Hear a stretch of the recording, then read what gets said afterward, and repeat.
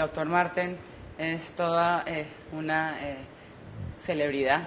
Él trabaja en California y es el cirujano plástico de las estrellas de cine.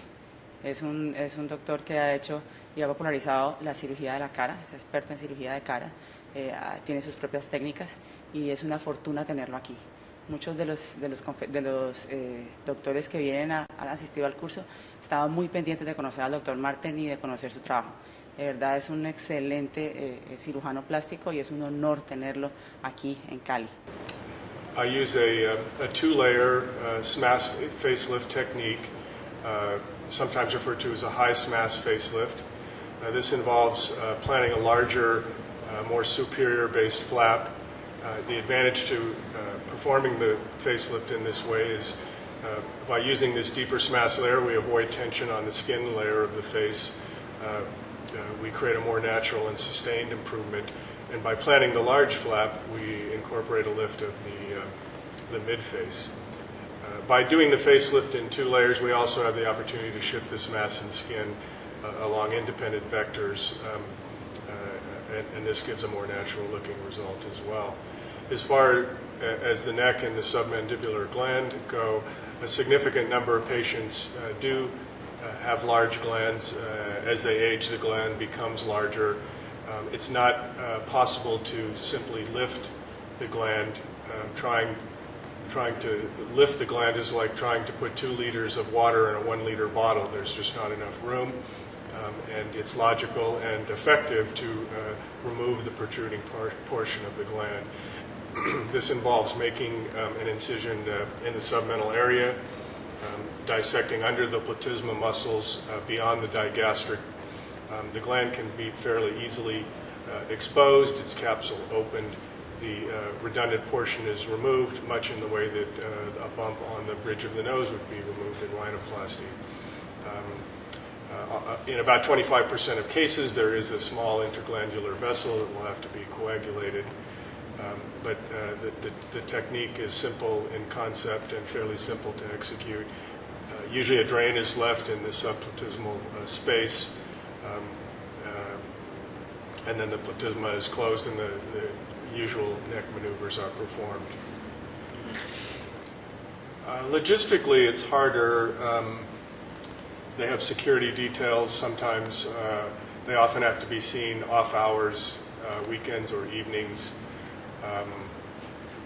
It's surprising when they're not in makeup, when they're not in fancy clothing, they often look like average people, but they obviously have security concerns. They obviously have privacy concerns. But other than that, they're not that different than most patients. They have the same concerns that most patients do.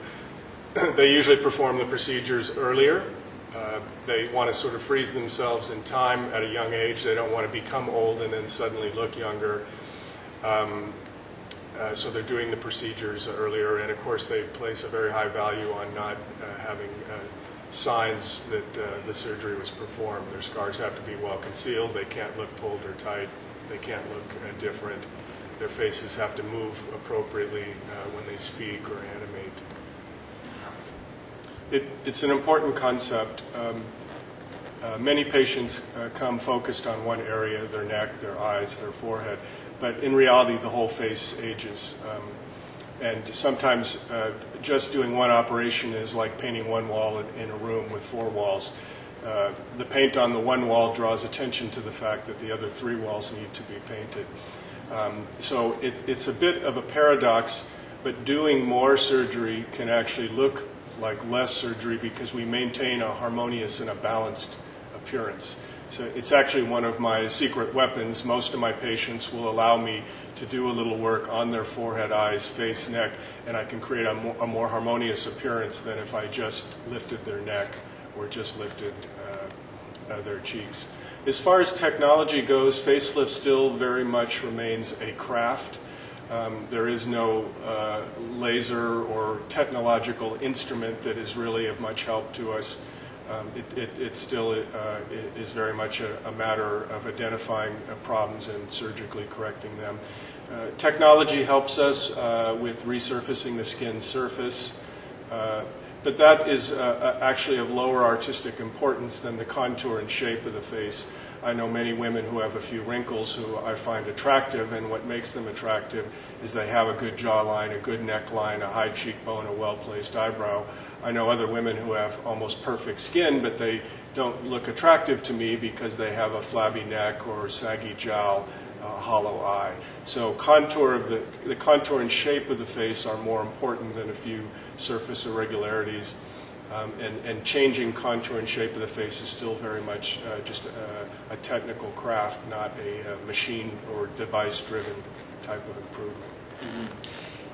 I think a very high level of aesthetic plastic surgery is practiced here.